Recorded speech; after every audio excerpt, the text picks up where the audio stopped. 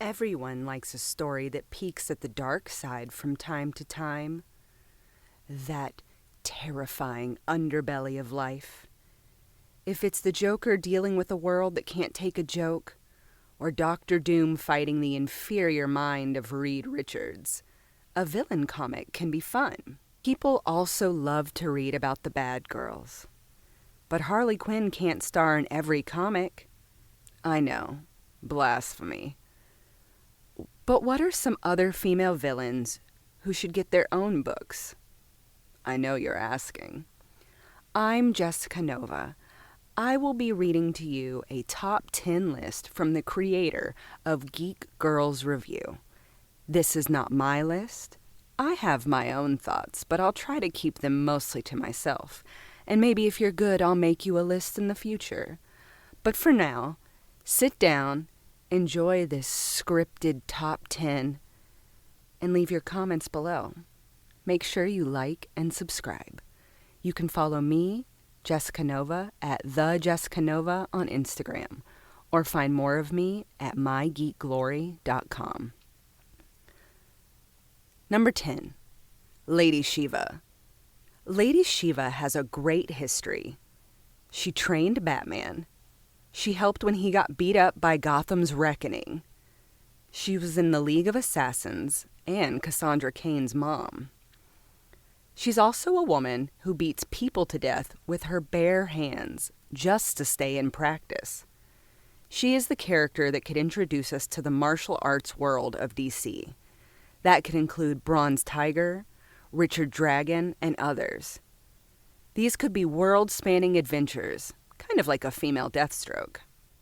Number 9, the Body Doubles. These are villains to a lesser-known superhero called Resurrection Man. They're a hit woman, Bonnie and Clyde, that could go on all sorts of adventures. They would be after bad guys and good guys. It would have plenty of cheesecake goofiness and action. Number 8. Now I will tell you, because I can't keep this to myself, this is not the position for this character. This character is marvelous and should be much higher than number 8. But for this list, she's number 8. Hela. Hela is basically a walking heavy metal cover. You're goddamn right she is.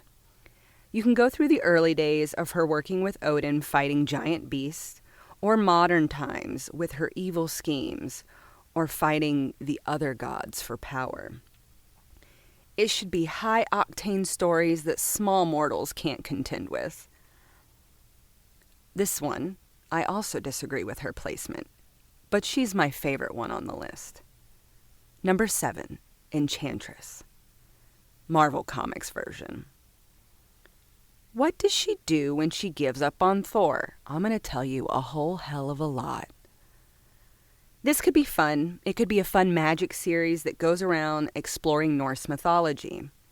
She could tangle with people that are more on her level, like Doctor Strange, Loki, and especially Scarlet Witch. Yes, let Enchantress and Scarlet Witch go at it. They're some of the only two that I find could truly match each other. I think it would be so exciting.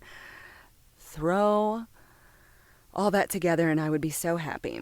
It could be a big romp of big hair and big magic. Well, yes, I think that's fair to say. She could also deal with other mythology. That could be exciting. The thing that's cool about Marvel is that multiple mythologies exist. It should be interesting to see how they interact. They could do kind of a mixed American Gods feel. Number 6, Veronica Kale from Wonder Woman. This is a Wonder Woman villain. Similar to Lex, she's rich. I guess you could call her a rich business mogul.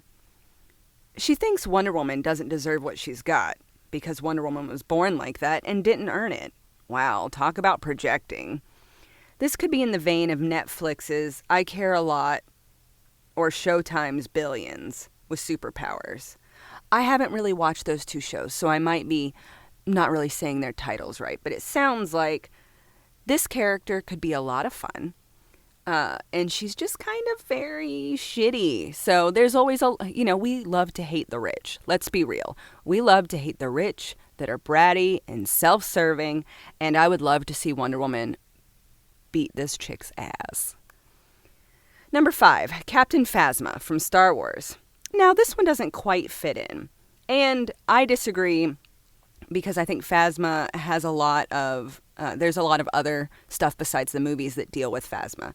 But as my great writer has written, that there was a lot of build-up for this character and that she went out weak. I think in the movies, yeah, the way that you see her go is not good, but there's so much to hate on these movies that it's not Phasma's fault.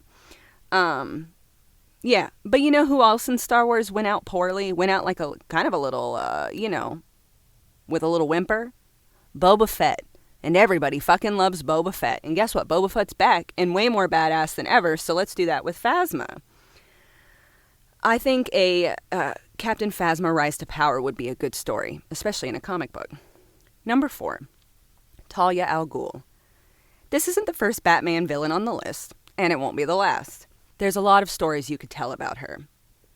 She's the beloved of Batman, well, one of them. The new queen of the League of Assassins, and daughter of the demon. I do think, this is me, Jessica talking, I do think it's a bit problematic that for all the things she does, she's only being referenced here as kind of what she has stepped into, like daughter of the demon instead of the new demoness. Just, there's so many problems in comics. I can't attack them all right now. She's connected to Red Hood, Batman, Deathstroke, and plenty of others. This could also be a world-traveling adventure, taking us to many locations in the DC world. Number 3, Black Cat. More than just a white-haired Catwoman. Well, yeah, she is. Felicia's great. She has a cool luck power, and that could be really fun to explore. Not every villain wants to rule the world. Some just want to steal stuff. This could be a great heist comic in the vein of Elmore Leonard. Number 2, Mystique. Ooh, I do agree. Mystique would be excellent to see more solo stuff of. The shape-shifting mutant has gone from bad to good, more than once, flipping from heel to face in a WWE Big Show-like frequency. She has great potential. Her powers can make her a great spy. A great spy story of Mystique would be fun. She's a high roller in the mutant world and can mingle with everyone from the X world. She can also mess with the Avengers and other supers, if it fits her needs. Number 1, Poison Ivy. She's the only one of Gotham's sirens that doesn't have her own comic. It's time for Ivy to shine. With the Harley Quinn cartoon, she has a chance to be more popular. Now, I think Ivy's actually very popular, but I can see what our writer is saying. To the point, she can expand outside of Gotham. I mean, she mind-controlled all of Earth and only stopped because Harley talked her down. She could mess with the Green and Swamp Thing, or just be that lovable, eco-friendly terrorist that she is. A sexy femme fatale with an environmental message that's right up our alley. I hope that you enjoyed this list. I think, while I don't agree with all of it, it's a marvelous list, and I do think Poison Ivy needs her solo comic. But of all the femmes that are on here that I'm familiar with, they should all have their own solo comic. We should be doing more for supervillains, superheroes that aren't just our standard ones. I think it's time to expand. I would love to know who you would want to see. Make sure you like and subscribe. Make sure you watch everything else on this channel. Again, I am Jessica Nova. This is not my list, but I hope you enjoyed hearing me read it. And make sure you follow me on Instagram at @thejessicanova. Have a great day.